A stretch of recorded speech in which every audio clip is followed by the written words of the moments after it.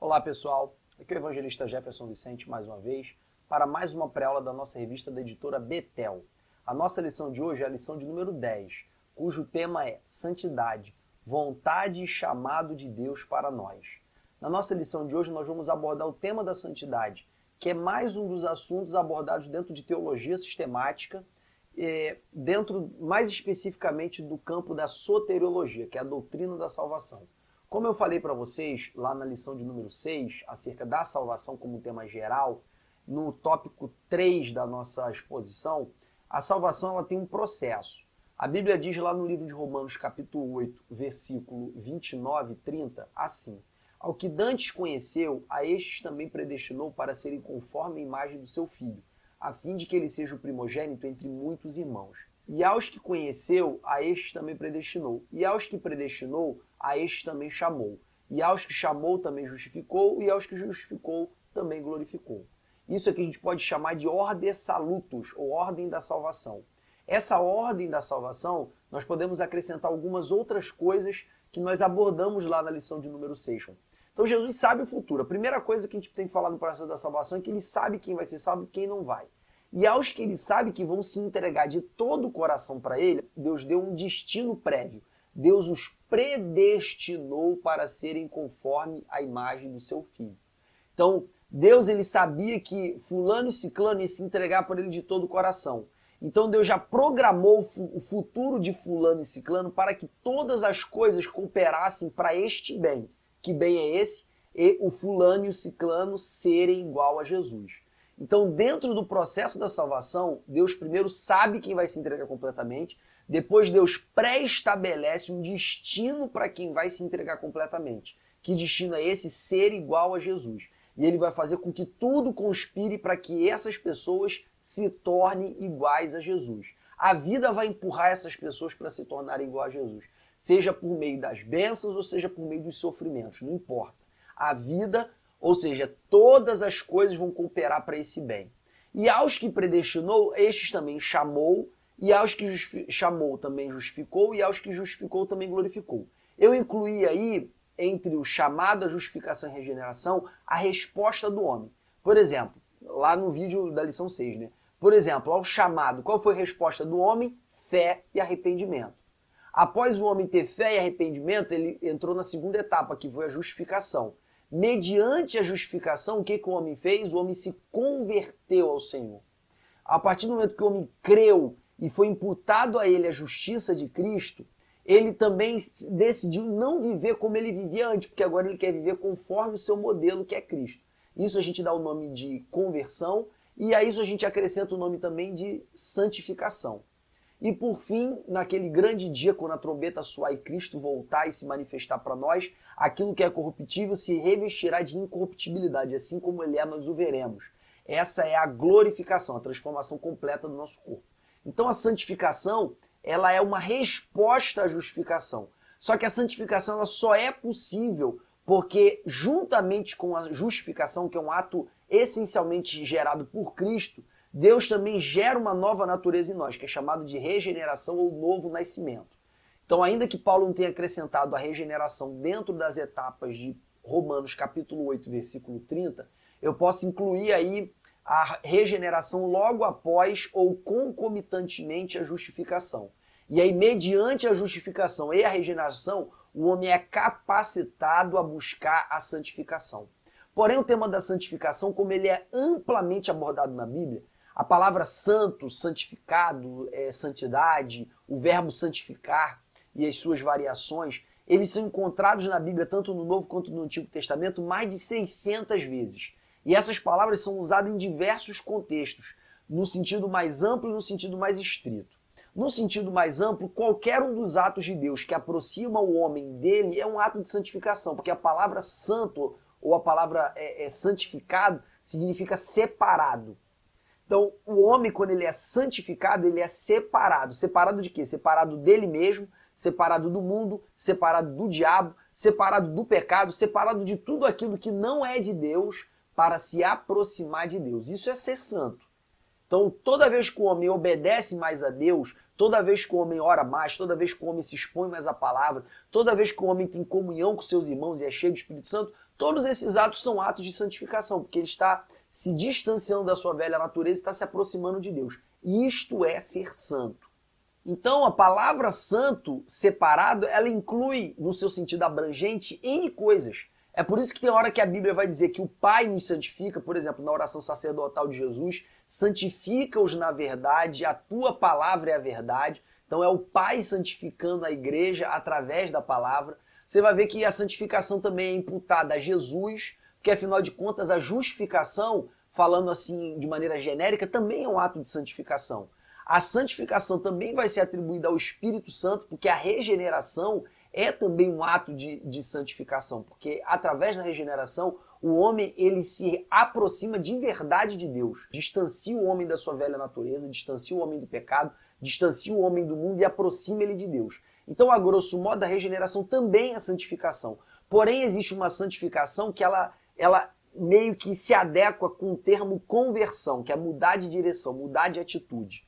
Então, a santificação no sentido genérico, no sentido abrangente, ela inclui todos esses atos de Deus. Mas no sentido estrito, no sentido mais próprio do termo santificação, do termo mais usado dela na Bíblia em relação ao homem, santificação é o ato do homem de obedecer a Deus e de cada vez mais se parecer com Cristo. Nós vamos ver na Bíblia essas variações, tá? E a pergunta que fica é como Deus pode ser santo?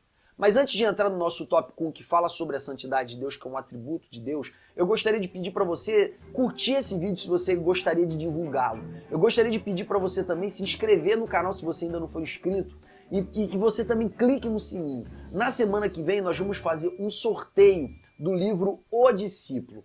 Esse livro é fantástico, ele é pequeno, simples, mas ele mudou a maneira como eu compreendo o Evangelho. Eu passei a enxergar o Evangelho de maneira diferente depois que eu li esse livro. E eu queria compartilhar esse livro com você. Então, todos vocês que já forem inscritos, por favor, coloque um comentário aí com o seu nome, que você vai entrar no sorteio da semana que vem. E você que ainda não é inscrito, se inscreva e faça um comentário colocando o seu nome. Vamos ter, galera, um engajamento nesse vídeo, que eu quero pelo menos 100 comentários. 100 pessoas colocando o seu nome. Aproveita na hora de colocar o seu nome, comenta algum aspecto do vídeo que você achou interessante, que você discorda, que a gente está totalmente aberto para discordância, afinal de contas a maioria da nossa audiência são professores de escola dominical, são pessoas qualificadas na palavra, então nós não temos receio de ouvir discordância, pelo contrário, a gente gosta dessa interação, sempre mantendo o respeito, o amor aos irmãos, o carinho.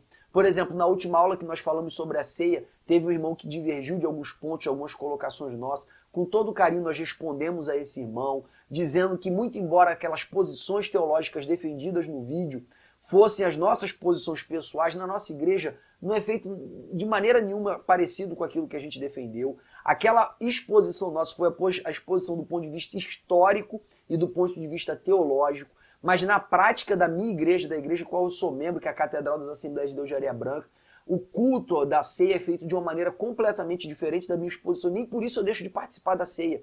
Como eu disse também no vídeo do batismo, que o apelo que a gente faz hoje na igreja não é bíblico, isso não é encontrado em nenhum lugar da Bíblia. O que a gente encontra em Romanos 10:9 é outra coisa, que não é o apelo. E isso não quer dizer que quando eu prego e o pastor pede para mim, Jefferson, faz o apelo, eu faço o apelo, eu não sou radical, soberbo, ao ponto de achar que só porque eu tô certo, eu tenho que ser ignorante com todo mundo. Não, irmãos. Aqui a gente expõe o ponto de vista teológico, mas a gente tolera com toda a fraternidade os irmãos que pensam diferente, a gente convive bem com esses irmãos e a gente não está aqui estimulando ninguém a ser uma pedra de tropeço no nível do conhecimento na sua igreja, tá? Então tudo que a gente expõe aqui, a gente dá margem para vocês discordarem, a gente interage e o nosso objetivo final é se enriquecer do conhecimento das Escrituras e dar o melhor para os nossos alunos, porque a gente sabe que a palavra tem um poder transformador sobre a vida deles. Então, fiquem à vontade para comentar, queremos atingir 100 comentários. E se a gente atingir 100 comentários, pode ter certeza que eu vou sortear o livro. Se a gente não atingir 100 comentários, todos os nomes que tiverem nesse vídeo, eu vou anotar, vou guardar, para que quando a gente somar 100 comentários, com o nome das pessoas que estão comentando, nós vamos fazer o sorteio. Então vamos atingir essa meta aí para a gente poder divulgar ao máximo esse vídeo em nome de Jesus. Tá? Então vamos iniciar agora o nosso tópico 1. Ser de santo porque eu, Senhor teu Deus, sou santo. Em primeiro lugar, a primeira razão para nós sermos santos é que Deus é santo. A Bíblia chama Deus de santo inúmeras vezes. Ela diz tanto o homem se referindo a Deus como Deus santo, como Deus se referindo a si próprio, porque eu sou santo. E a Bíblia também mostra os anjos se referindo a Deus como santo. Um texto emblemático, muito lindo, é o livro de Isaías, capítulo 6, em que os serafins se colocam diante do trono de Deus, com 2 asas eles cobrem o rosto, com 2 asas eles cobrem os pés, com 2 eles voam, e eles cantam continuamente, santo, santo, santo é o Senhor. Esse santo, santo, santo no hebraico é um hiperlativo. No nosso idioma, no português, quando a gente quer enfatizar uma coisa, a gente usa o símbolo de exclamação, a gente usa ponto e vírgula, a gente usa algumas técnicas de escrita, mas principalmente a gente usa o aumentativo. Quando a gente quer dizer que alguém é muito grande, a gente fala que essa pessoa é enorme. Ou então a gente fala que essa pessoa é muito grande. A gente usa esses termos que hiperlativam aquele objeto, aquela qualidade que a gente está tentando reforçar. No hebraico não existem essas técnicas hiperlativas. Quando no hebraico alguém quer reforçar alguma coisa, ela repete. É por isso que Jesus, mesmo falando aramaico, que era muito aproximado do hebraico, queria trazer uma revelação muito enfática. Ele dizia, em verdade vos digo. Da mesma forma é o hebraico. Quando alguém quer enfatizar muito uma coisa no hebraico, ela repete essa palavra. Quando os anjos dizem santo, santo, santo, o que eles estão querendo dizer? Eles estão querendo dizer santíssimo, inigualável em santidade, santo como nenhum outro. E eles levam tão a sério essa declaração que eles cobrem o rosto para não olharem para Deus.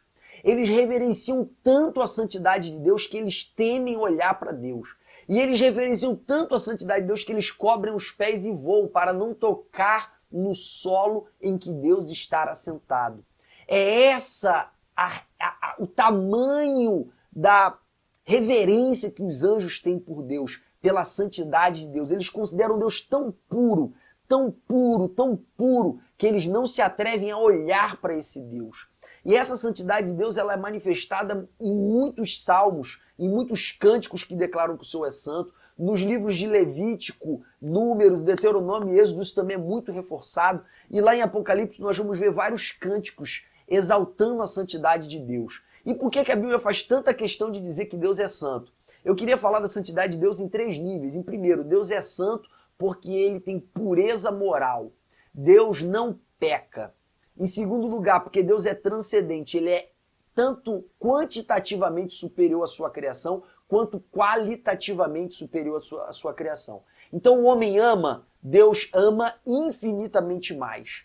E não só isso, a qualidade do amor de Deus é superior. É um amor totalmente puro, é um amor sem malícia, é um amor sem interesse, é um amor que não se compara com o amor humano tradicional. Tudo bem? É claro que nós somos desafiados a amar com o amor de Deus. Então, o amor que Deus ama é o amor que nós também devemos aprender a amar. Porém, o amor humano tradicional ele nem se compara nem quantitativamente, nem qualitativamente ao amor de Deus. E essa transcendência de Deus, tanto em quantidade quanto em qualidade, faz com que ele esteja completamente fora e acima de todas as coisas que ele criou. Em todos os aspectos, em todos os aspectos. Essas são as duas manifestações da santidade de Deus mais reforçadas pelos livros de teologia. Mas eu queria acrescentar uma terceira. Em primeiro lugar, quando nós dizemos que o homem é santo, é porque ele tem um padrão de santidade. Quanto mais próximo de Deus, mais santo ele é. E qual é o padrão de Deus? Ao que nós podemos comparar Deus? Qual ordem que Deus obedece para que nós possamos chamá-lo de santo? Qual legislação? Qual instruções e mandamentos? Qual é o padrão moral que Deus precisa atingir para que nós possamos chamá-lo de santo? Irmãos, não existe esse padrão. Deus está acima de tudo. E como nós podemos qualificá-lo como santo se não há nada que possamos utilizar como critério para chamá-lo de santo? Na verdade, Deus, ele é santo porque ele é completamente vinculado ao seu próprio caráter.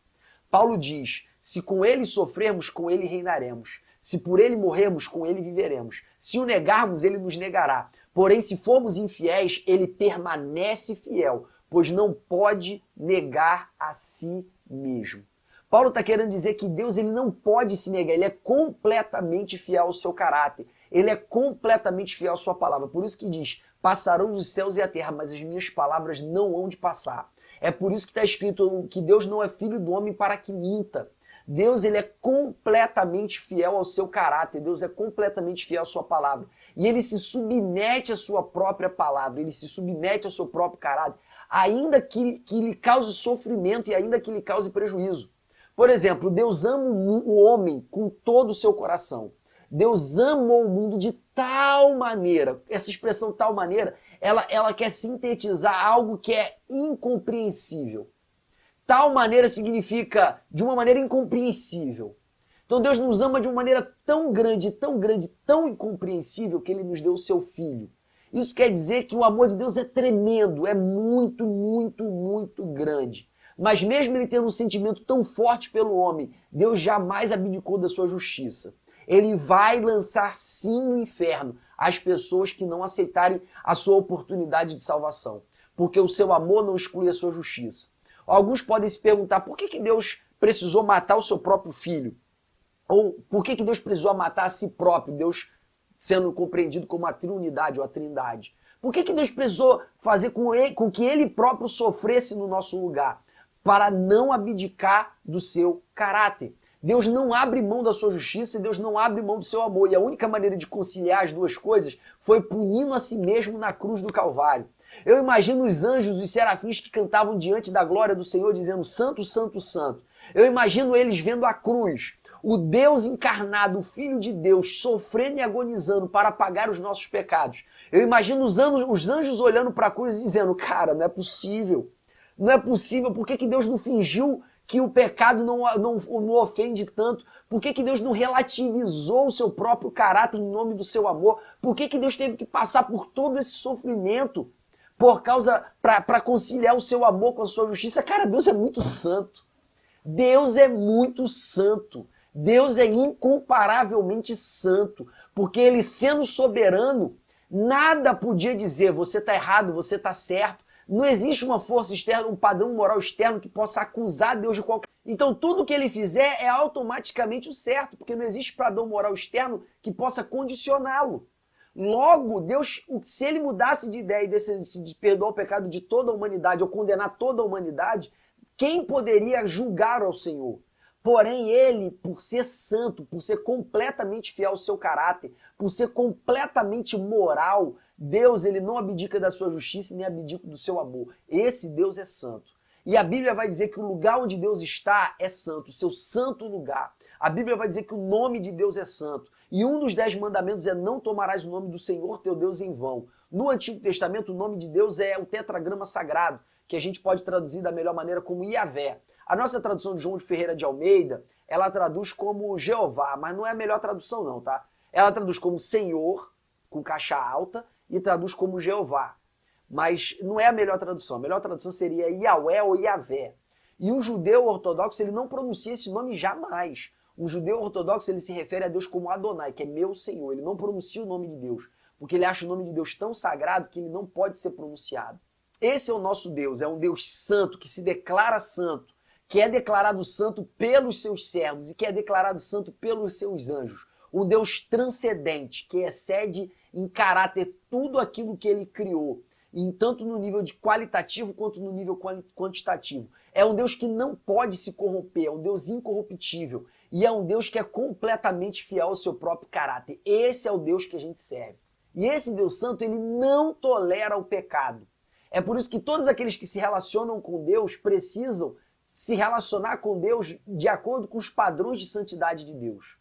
Quando Adão pecou, bastou um pecado e ele foi expulso do jardim. Porque a presença de Deus era tão intensa no jardim que Deus não podia tolerar um homem desviado diante da sua presença. A presença de Deus era tão intensa no princípio da humanidade que Deus não pôde tolerar o pecado da humanidade, ao ponto do pecado da humanidade subir como fedor às narinas de Deus. E Deus, por não suportar aquele odor, Deus exterminou a humanidade preservando apenas Noé e sua família. Deus também manifestou a sua santidade todas as vezes que ele manifestou a sua presença. Quanto mais intensa é a presença de Deus, mais intensa é a revelação da santidade de Deus e mais intenso é a revelação do juízo de Deus. Quanto menor é a presença de Deus, maior é a tolerância de Deus e menor é o juízo de Deus. Maior é a paciência de Deus nesses casos. Então, por exemplo, quando você vê a história do povo de Israel na terra do Egito, Deus tira o povo de Israel da terra do Egito e anda no meio do povo. O fato de Deus andar no meio do povo era algo maravilhoso, porém é algo muito arriscado. Toda vez que a presença de Deus for intensa, o juízo de Deus é intenso, porque a santidade de Deus ela é manifestada junto com a presença de Deus.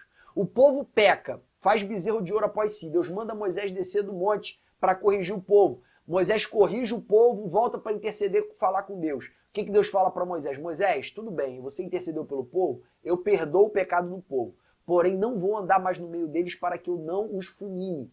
Moisés faz uma intercessão maravilhosa, linda diante de Deus, só como um líder que ama os seus liderados é capaz de fazer, dizendo, Deus, como que nós podemos ser chamados pelo povo do teu nome, se tu não anda no meio de nós? Nós somos conhecidos pelo teu povo justamente pelo fato de tu andar no nosso meio.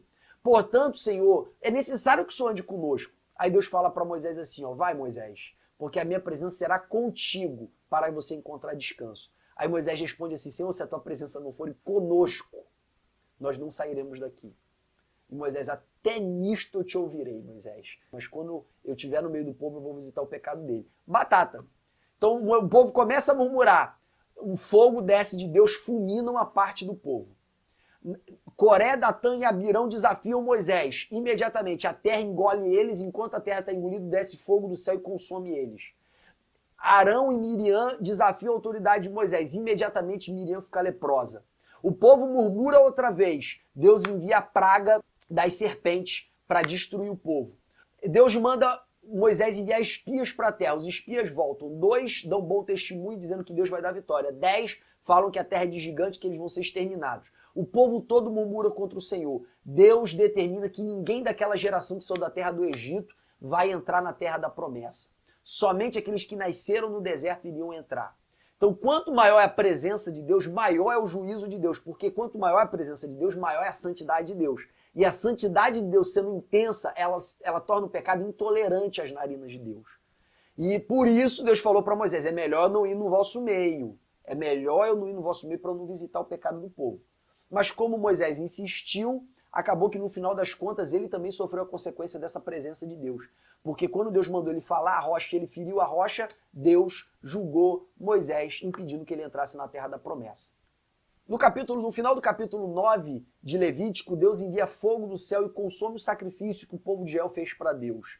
E esse fogo, ele não podia se apagar. Por quê? Porque ele era fogo santo. Deus havia enviado esse fogo. Era um fogo santo enviado pelo próprio Deus. E a ordem era o seguinte, ó, o fogo arderá continuamente sobre o altar, não se apagará. Por quê? Porque Deus queria que o fogo que ele enviou fosse preservado no altar. Só que logo no início do capítulo 10, nós vemos que Nadab e Abiú, os filhos mais velhos de Arão, que também eram sacerdotes, eles se achegaram na presença do Senhor levando fogo estranho. E quando eles levaram fogo estranho, saiu fogo da parte de Deus e os fulminou, os consumiu. Eles foram mortos por Deus dentro do santuário porque levaram fogo estranho. Esse fogo estranho é o fogo da rua. Eles deveriam ter pego o fogo do altar, que foi o fogo derramado pelo próprio Deus.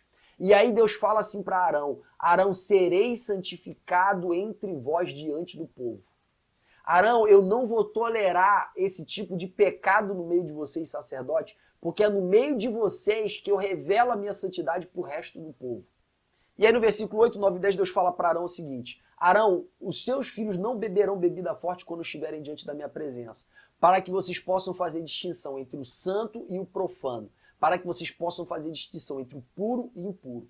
Ou seja, tudo aquilo que inebria a mente dos sacerdotes, vulnerabilizando a capacidade deles de distinguir aquilo que é santo e que é profano, tudo isso, no caso ali específico, ele estava se referindo à bebida, deve ser afastado do meio de vocês quando vocês chegarem na minha presença, porque eu não vou tolerar o pecado de vocês, porque é no ato de vocês me servirem que eu revelo a minha santidade para o povo. Então se vocês errarem, vocês vão conduzir o povo ao erro.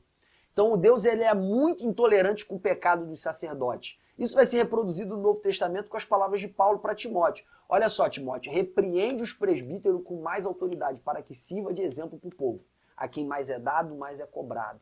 Essa é a filosofia bíblica. E foi assim que Deus tratou Nadab e Abiú. Fizeram algo aparentemente inofensivo, que foi trazer fogo da rua para dentro do templo, mas só do fato deles terem negligenciado o fogo santo derramado pelo próprio Deus, isso já foi motivo para Deus fulminá-los.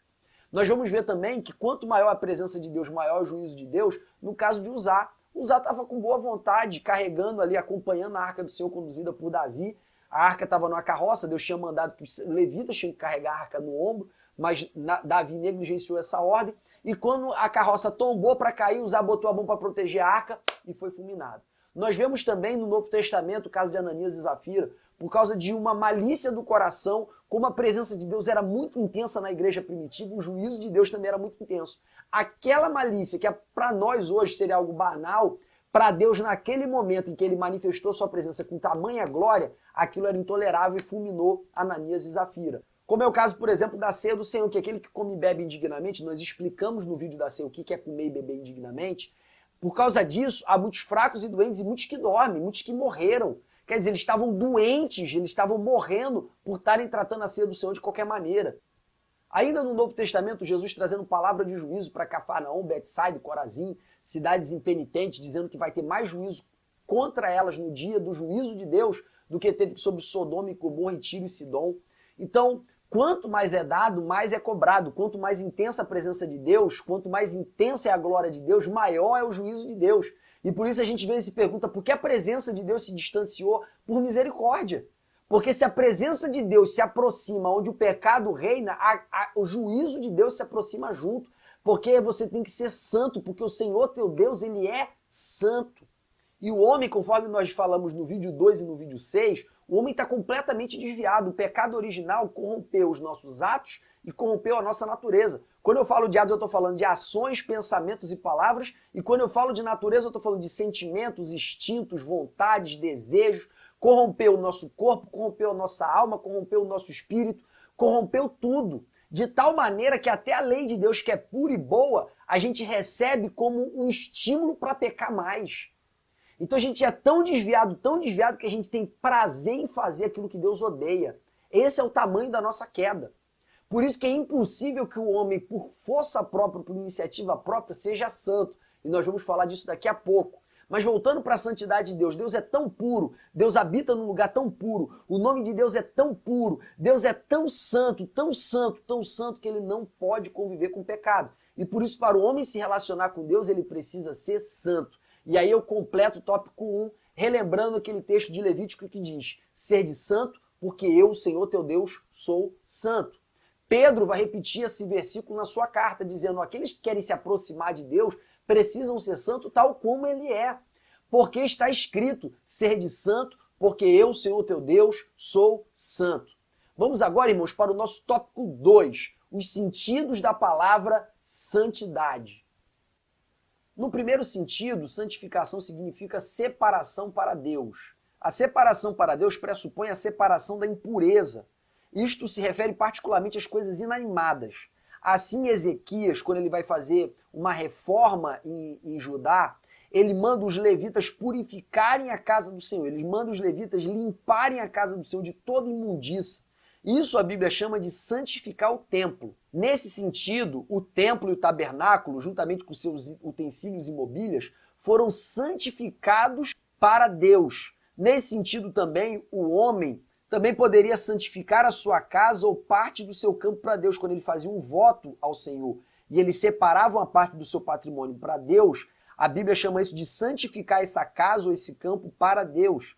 Nesse sentido, o Senhor santificou também os primogênitos de Israel para si. Então, santificação enquanto separação para Deus também inclui a separação de Jeremias.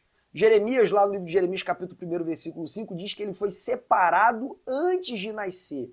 Ou seja, ele foi santificado antes de nascer. Paulo também fala que desde o ventre da sua mãe, ele havia sido separado, ele havia sido santificado para Deus. É por isso que o Antigo Testamento se refere a Israel como povo santo. E é por isso que Pedro vai se referir à igreja no Novo Testamento como uma nação santa. Já no segundo sentido, a santificação é a imputação de Cristo ou a imputação de justiça de Cristo para nós. Como eu já falei no início do vídeo, a palavra santificação no seu sentido genérico, ela inclui tudo aquilo que Deus faz que nos aproxima dele. A santificação é o elemento primordial dessa reaproximação. É por isso que a Bíblia vai falar que Cristo é a nossa santificação. É através de Cristo que nós somos santificados. Como essa santificação está se referindo à justificação, essa santificação é obtida por intermédio da fé. É por isso também que o crente ele é reconhecido como santo, mesmo que ele ainda esteja praticando vários atos pecaminosos. A Bíblia, em todos os momentos, se refere aos cristãos, aos servos de Deus, aos discípulos, como santos.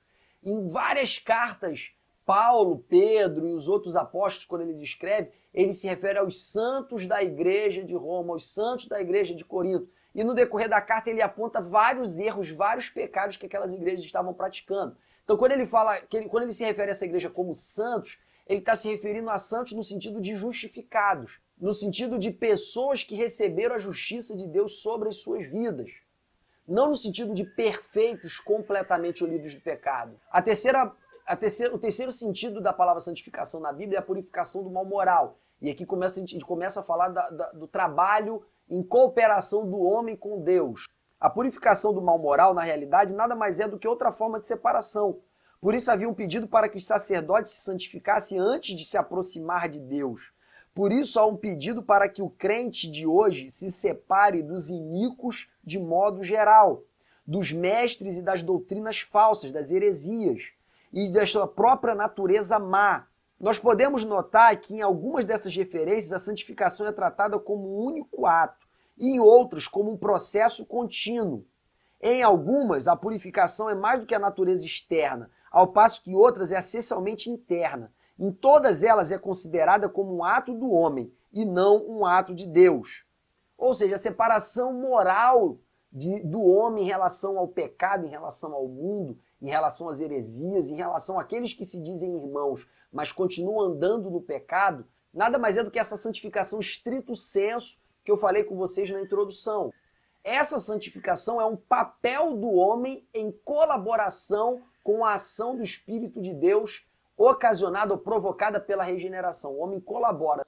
É importante a gente enfatizar que o processo de santificação ou de purificação moral, ele é um processo que inclui 3 etapas básicas. A primeira delas é a regeneração. E isso em si já pode ser chamado de santificação.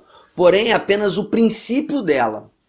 A Bíblia coloca sobre nós a responsabilidade de avançar, de progredir nesse aperfeiçoamento que é iniciado com a regeneração. É o que Paulo chama em Efésios capítulo 4 de se despir do velho homem, se revestir do novo homem. Deus não quer que a gente apenas pare de praticar algumas condutas. Deus quer que, além de deixar de praticar algumas condutas, a gente passe a praticar outras condutas.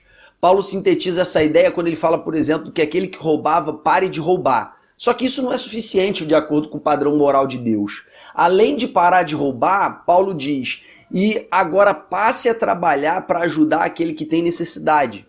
A principal conduta moral que a gente deve passar a praticar é o exercício do amor. Cristo falou, amai-vos uns aos outros assim como eu vos amei. Esse é um novo mandamento e ele está no cerne, ele está no vértice, ele é o mandamento principal ao lado de amar Deus sobre todas as coisas. Então se você deixou de se prostituir, deixou de roubar, deixou de mentir, deixou de praticar todas as condutas que a Bíblia chama de pecaminosas, porém não aprendeu a amar, não aprendeu a tolerar, não aprendeu a abraçar, não aprendeu a cuidar, você só cumpriu metade do caminho e você continua sendo uma figura abominável aos olhos de Deus, de acordo com o padrão moral da santidade de Deus. É necessário se despir do velho homem e se revestir do novo homem, que é feito conforme a imagem de Cristo, tal qual está escrito em Colossenses capítulo 3, do versículo 5 ao 9. Logo, santificação pode ser entendida tanto como um ato instantâneo, que é receber a justificação, receber a regeneração, quanto também pode ser visto como um processo, que é esse ato de abandonar condutas pecaminosas e passar a adotar um novo comportamento conforme a vontade de Deus para as nossas vidas. O quarto sentido da palavra santidade, irmãos, é ser conformado à imagem de Cristo. Deus criou o homem à sua imagem e semelhança porque era o desejo de Deus se relacionar com uma criatura que fosse semelhante a ele.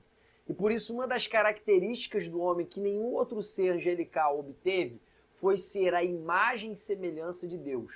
O homem, ele era a imagem de semelhança de Deus, tal qual a minha filha que tem 1 ano e meio de idade, é minha imagem e semelhança. Quem olha para ela diz, cara, ela é tua cara. Cara, ela é muito igual a você. Cara, ela tem o teu jeito. Cara, ela anda igual a você. E todo mundo que olha para ela consegue identificar uma identidade entre ela e mim. Nem por isso eu posso pegar a foto dela e colocar no meu RG. Nem por isso eu posso pegar a foto dela e colocar nos meus documentos. Porque dizer que ela é a minha cara, dizer que ela é igualzinha, não significa que ela é idêntica. Da mesma forma o homem em Deus. O homem, ele não é idêntico em Deus, quantitativamente e qualitativamente. Porém, ele carrega os traços de Deus, os traços do caráter de Deus, os traços da personalidade de Deus, os traços de quem Deus é. Quando os anjos, quando as criaturas celestiais olham para o homem, eles conseguem identificar a semelhança do homem com Deus. E Deus criou um ser parecido com ele porque era da vontade de Deus se relacionar com seres parecidos com ele. Por isso Deus fez o homem. Porém, o homem, em virtude do pecado, perdeu essa imagem e semelhança de Deus. E qual foi a estratégia de Deus para recuperar esse atributo do homem? Deus enviou uma cópia sua ao mundo, Cristo. Por isso que a Bíblia diz que Cristo é a expressa imagem de Deus. Por isso que a Bíblia diz que Deus ninguém viu, mas ao seu Filho ele deu a conhecer. Cristo, como cópia de Deus, ele passou a ser o modelo e referencial para nós. Então, a revelação plena de Deus, ela ocorreu em Cristo. Isso foi objeto da nossa aula da lição de número 1. E a santificação na Bíblia ela é vista como esse processo de resgatar essa identidade. Então ela ocorre desde o momento em que nós somos justificados e regenerados, só que ela se perpetua na medida em que a justificação e a regeneração é apenas o primeiro passo desse processo mais longo de santificação. Então, após sermos justificados e regenerados, feitos filhos de Deus, nós entramos num processo de aperfeiçoamento para nos tornarmos completamente iguais a Cristo. Romanos 8, 29 é muito claro em relação a esse propósito. Lá em Romanos 8, 29 diz claramente que ao que dantes conheceu, a estes também predestinou para serem conforme a imagem do seu Filho, a fim de que ele seja o primogênito entre muitos irmãos. Nós nascemos para ser iguais a Jesus. Paulo, lá em Efésios capítulo 5, 1, e o versículo anterior, ele fala para nós sermos imitadores de Jesus e imitadores de Deus. Lá em 2 Coríntios capítulo 3, versículo 18, ele diz que nós com o rosto desvendados refletimos a glória do Senhor como se fôssemos um espelho. E na medida que nós refletimos essa glória, nós somos transformados de glória em glória, na imagem daquele a qual nós refletimos, que é Jesus. Então nós somos transformados de glória em glória na medida em que, ao refletir essa imagem, nós nos tornamos parecidos com essa imagem. Esse é o propósito eterno de Deus para o homem. É por isso que está escrito no livro de Efésios, capítulo 1, versículo 4 e 5, que Deus nos elegeu em Cristo antes da fundação do mundo, para que fôssemos irrepreensíveis em amor e santos. Então é impossível, é inadmissível que um homem diga: eu não sou igual a Jesus, eu não sou Jesus. Por exemplo, cara, você tem que perdoar, cara. Jesus te perdoa. Opa, mas eu não sou Jesus. Ó, você quer me comparar a Jesus pela Bíblia? Sim, eu quero te comparar a Jesus. Se você não está se tornando igual a Jesus, eu tenho uma má notícia para você, meu irmão. Você não nasceu de novo.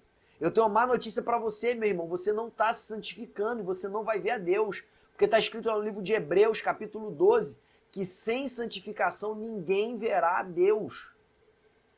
Então, o quarto sentido da palavra santificação é se tornar cada vez mais parecidos com Jesus. Porque ao se tornar mais parecido com Jesus, nós se tornamos mais parecidos com Deus e recuperamos a identidade perdida no Éden. É por isso também que em João, primeira carta de João, capítulo 3, versículo 2, está escrito que, amados, nós não somos ainda o que haveremos de ser. Mas quando ele se manifestar, nós seremos como ele. E assim como ele é, nós o veremos. Quer dizer, quando chegar o dia da manifestação de Cristo, nós vamos concluir esse processo de santificação e vamos ser completamente igual a ele. E assim como ele é, nós o veremos. Esse é o plano eterno de Deus para a sua igreja. Multiplicar cópias de Jesus, multiplicar imagens de Jesus e restaurar no homem a imagem perdida no Éden. É por isso também que Paulo em Romanos 5 vai falar que Jesus é o novo Adão, que substitui o velho Adão. Dito isso, nós finalizamos o nosso tópico 2, que fala acerca dos sentidos da palavra santidade. Que, como eu disse no início do vídeo, é separação. E essa separação pode ser no sentido abrangente, incluindo alguns atos que Deus faz por nós, e aí o Pai, o Filho, o Espírito Santo, a palavra, tudo isso aparece como causas da nossa santidade, como também a santidade ela é relacionada como um ato humano em colaboração com o ato de Deus, que nos torna cada vez mais parecidos com Deus, que nos torna cada vez mais distantes do pecado, então é santificação como pureza moral, também santidade como imputação dos méritos de Cristo a nós e imputação como separação para Deus de objetos inanimados. Dito tudo isso, vamos agora para o nosso tópico 3. O processo da santificação. Quando eu falo do processo da santificação, é sempre bom lembrar vários textos bíblicos que estão aparecendo na sua tela agora, do Novo Testamento que nos ordena ser santo. Normalmente Paulo, quando ele fazia uma carta expositiva, como por exemplo Romanos, ele gastava metade da sua carta, um pouquinho mais, fazendo a exposição do plano da salvação, que ele chama de querigma, e na segunda parte da carta, que a gente chama de didaquê, ele dava instruções práticas de como esse salvo, por essa tão grande salvação, deveria se comportar. Por exemplo, Romanos, do capítulo 1 ao 8, ele fala do projeto da salvação para os gentios. Do capítulo 9 ao 11, ele fala do projeto de Deus para os judeus.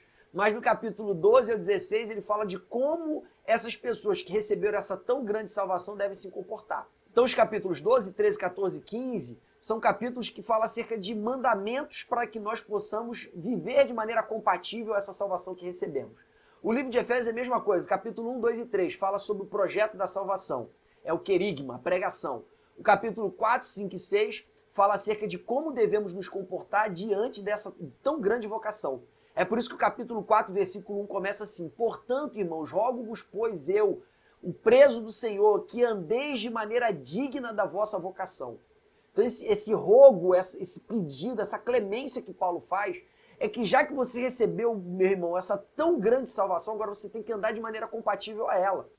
Em todas essas ordens para que os discípulos se transformem, para que os discípulos se comportem, para que os discípulos eles vivam conforme o querer de Deus para a vida deles, se aproximando dessa imagem de Jesus, que é o projeto original de Deus para o homem, em todas elas você vê que Paulo, Pedro, Tiago e todos os outros apóstolos que escrevem, eles dão instruções práticas de como você viver essa vida. E ao adotar essas instruções práticas, o que depende de iniciativa sua, que depende de iniciativa do discípulo, essa pessoa que está adotando essa iniciativa, ela está se santificando. Só que a gente não pode esquecer que só é possível se santificar quem já nasceu de novo. Senão você está meramente se autodisciplinando para viver conforme um código moral determinado, no caso aqui a Bíblia. Se você quer ser santo, não basta você obedecer esse código moral. Você precisa nascer de novo. E aqui eu quero retomar o problema do pecado original. Diante da lei, ninguém se aperfeiçoa. A lei faz o contrário. A lei exacerba o nosso pecado. Mas, Jefferson, quantas pessoas que você conhece, que eu conheço, que não são crentes, não nasceram de novo, e são pessoas de bem, são pessoas corretas, são pessoas que você pode ver que tem um comportamento honesto. O que você está falando não é muito compatível com a realidade prática. É claro que tem muita gente que não serve a Deus que é muito pior do que crente, mas tem gente que não serve a Deus que parece crente de tão bom comportamento que essa pessoa tem. Mas aí tem uma armadilha. Qual é a armadilha? Todo fariseu era um cidadão exemplar. Todo fariseu era um religioso exemplar. Todo fariseu era um homem exemplar diante da sociedade. Toda a literatura judaica que fala sobre os fariseus derrama rios de elogios para os fariseus. Se você pegar a enciclopédia judaica editada pela editora Sefer, que é uma editora judaica, e você ler o vocábulo fariseu, você vai ver 10 páginas de elogio para os fariseus, porque eles ajudavam os pobres, eles dizimavam, eles ofereciam sacrifício, eles eram um exemplo, eles se dedicavam na sinagoga, eles eram os obreiros referência do seu tempo. Homens de referência, homens justos do ponto de vista humano.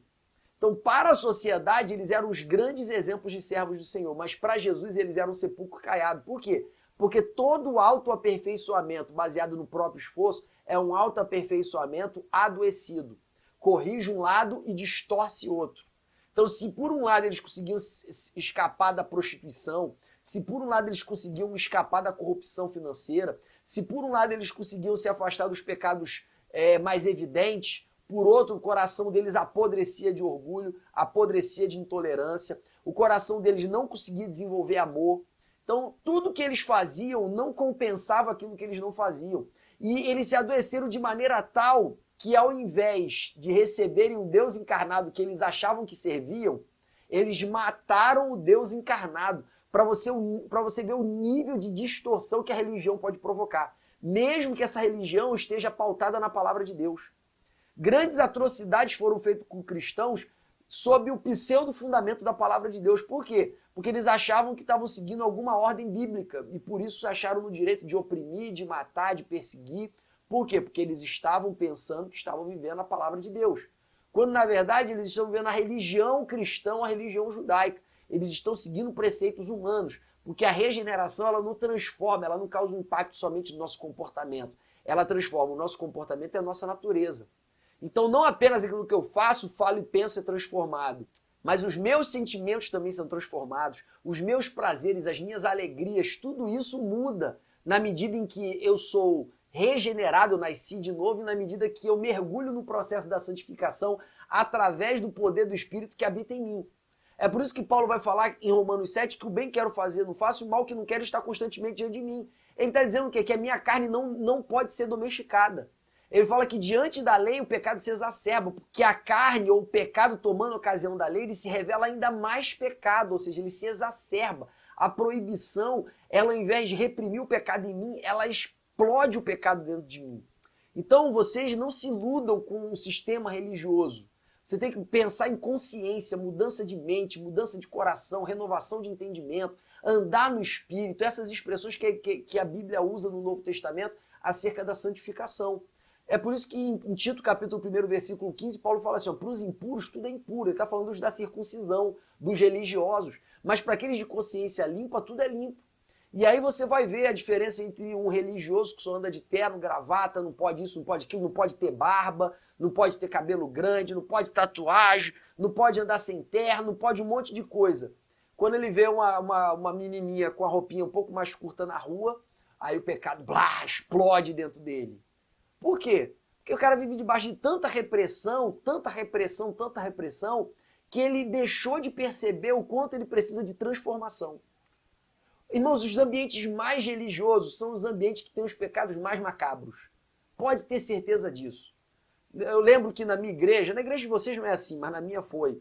Na época a nossa convenção liberou brinco, batom. No dia seguinte, meu irmão, rapaz, pareciam indianas chegando dentro da igreja. Meu pastor presidente na época, ele é muito conservador, ele teve que dar uma reprimida nas irmãs, porque foi uma coisa assim, que não sabe o que é mudar da água para o vinho assim, gritantemente, foi o que aconteceu. Mas por quê? Porque o povo foi reprimido no mandamento humano durante tanto tempo, que quando liberou, aquilo ali não era uma transformação do espírito. Elas não andavam sem maquiagem, não andavam sem brinco, porque o Espírito colocou o espírito de... Porque o Espírito Santo gerou uma modéstia no coração delas, conforme está lá em 1 Timóteo capítulo 2. Não foi isso, não foi uma transformação de consciência, foi repressão. E aí liberou a repressão, todo mundo... É igual muita garota adolescente, jovem dentro da igreja, vai para a igreja, vai de saia, vai com aquela roupa comportada, mas quando vai para a festa do mundo, você não consegue fazer diferenciação entre quem é quem. Isso é dado pela repressão e não pela mudança de consciência. A pessoa não aprende a ser decente. Ela aprende que não pode usar a roupa tal e a roupa tal. Ela está debaixo do mandamento, ela está debaixo da regra, ela não está debaixo da transformação de consciência, a transformação do espírito, a renovação de entendimento. Então, os ambientes mais repressivos são ambientes que têm os pecados mais macabros. É o tipo do ambiente, por exemplo, como no meio dos muçulmanos. A minha esposa trabalhou numa empresa multinacional que algumas amigas dela viajaram para países islâmicos e elas andavam com roupa ocidental, calça, blusa, de roupa ocidental nos países islâmicos. Lá as mulheres andavam de burca, de véu. E diz que quando elas andavam na rua, os homens pareciam que ia voar em cima delas. Elas pareciam frango em frangueira e os cachorros olhando para o frango.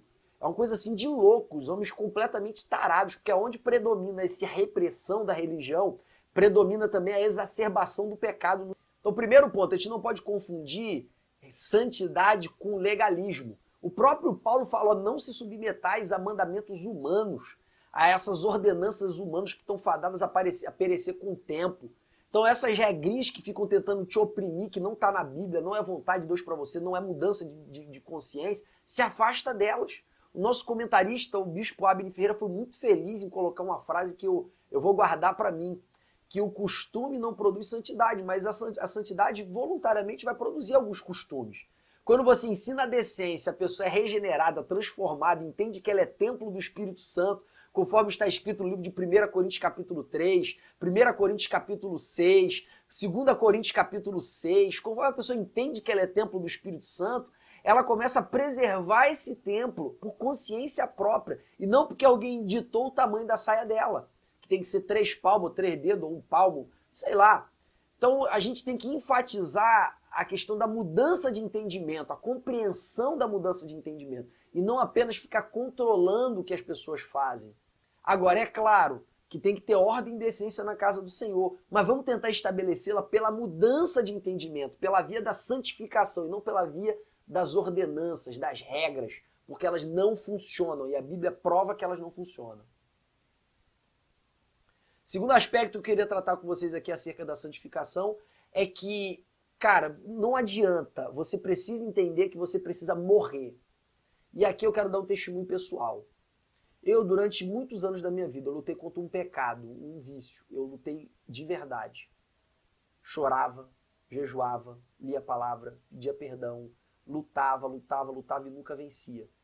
Até que um dia o Espírito Santo falou para mim assim, Jefferson, desiste. Você não vai vencer. Eu passei 3 horas chorando no meu quarto e na minha sala. 3 horas lutando com Deus. Eu não aceitava. Eu falei, Deus, eu preciso ser santo. Eu preciso ser santo. Eu preciso ser santo. E no final, depois do Espírito Santo se mostrar irredutível, eu disse para o Espírito Santo, eu desisto. E quando eu falei, eu desisto, eu fui curado. Nunca mais eu fui vencido por esse pecado que eu lutava com jejum, com oração, com palavra. Mas, Jefferson, que loucura é essa que você está me contando, Jefferson? Que loucura é essa? Não estou entendendo nada que você está falando agora.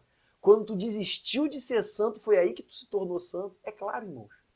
Quando eu penso que estou fraco, é aí que estou forte. Paulo foi necessário que Deus colocasse um espinho na carne dele para que ele ficasse completamente dependente da graça de Deus. Enquanto você acha que você pode vencer esse pecado que te atormenta pela tua própria força, você só vai cair na culpa. No vídeo da lição 3 eu falei a diferença entre culpa e arrependimento. E durante esse processo que eu lutei contra esse pecado, eu só vivi debaixo da culpa. Eu nunca conheci o arrependimento.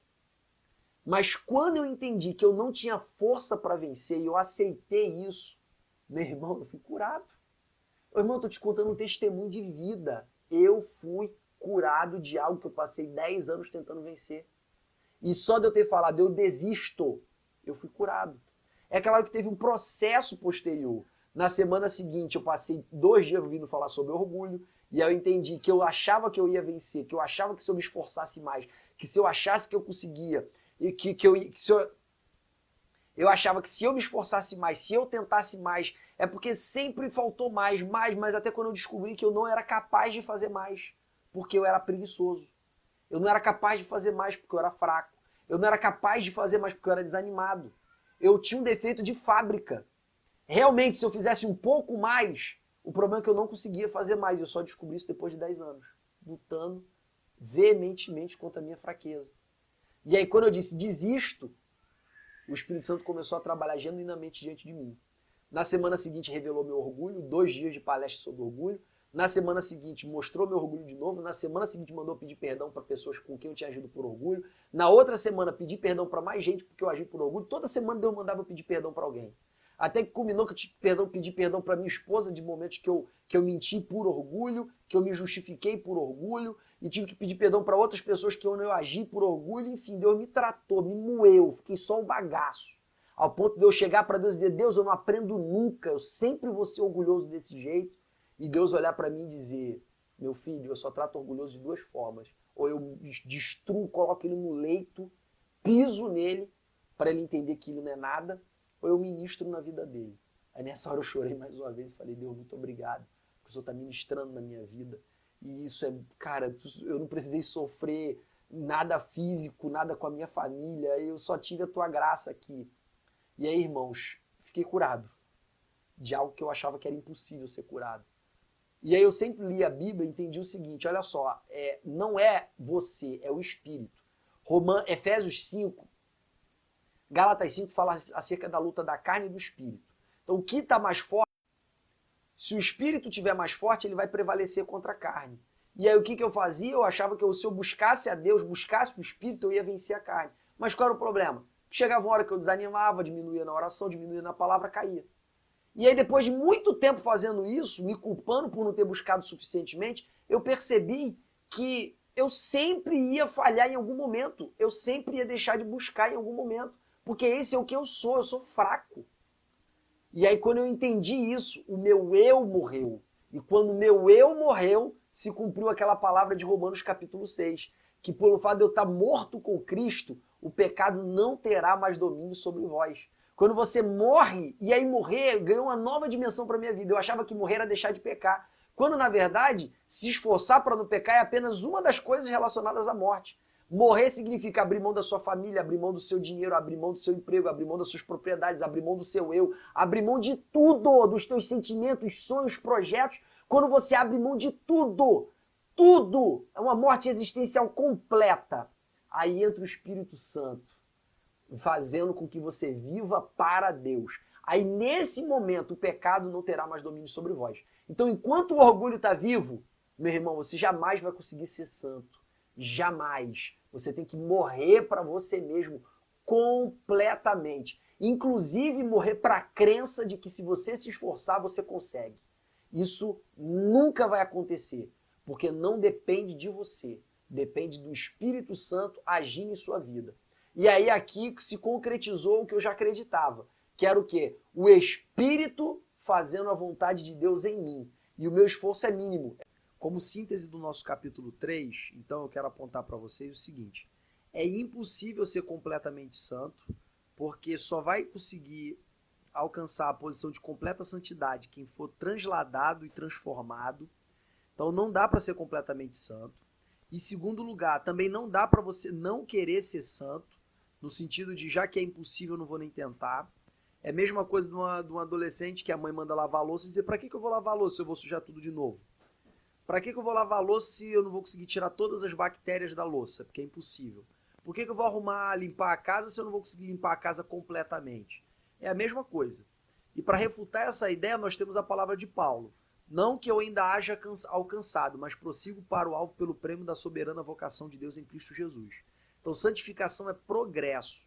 Em 1 Tessalonicenses capítulo 4, que é o texto de referência, se nós lermos o versículo 1, está escrito lá no versículo 1 que Paulo orienta a igreja a ir progredindo, ou seja, para que vades progredindo.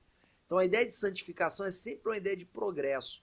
Então por mais que a gente não alcance, por mais que a gente não atinja, a gente tem a certeza que deve continuar perseguindo esse alvo. Porque se nós vamos para o céu, morar no céu com Cristo um dia, nós já devemos buscar ser o que seremos hoje, na maior medida em que nós pudermos.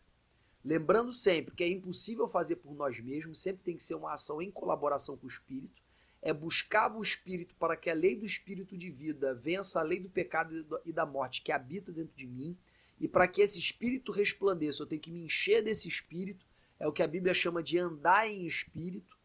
Então o processo da santificação nunca é um ato isolado de autodisciplina, nunca.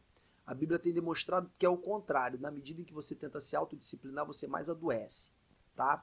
E por fim, eu quero ressaltar a ideia de que para ser guiado pelo Espírito, você precisa morrer. E para morrer, você precisa morrer inclusive para a crença de que pelo teu próprio esforço você consegue ser santo. Enquanto o seu orgulho não morre, você jamais será guiado pelo Espírito. Não esqueça de colocar aqui nos comentários, não esqueça de colocar seu nome, não esqueça de trazer algo que possa complementar para os teus irmãos, tá? Para que possamos fazer o nosso sorteio na semana seguinte, após 100 comentários. Que Deus abençoe a tua vida, que Deus abençoe a tua aula e que Deus possa te ajudar poderosamente na tua classe em nome de Jesus. Amém.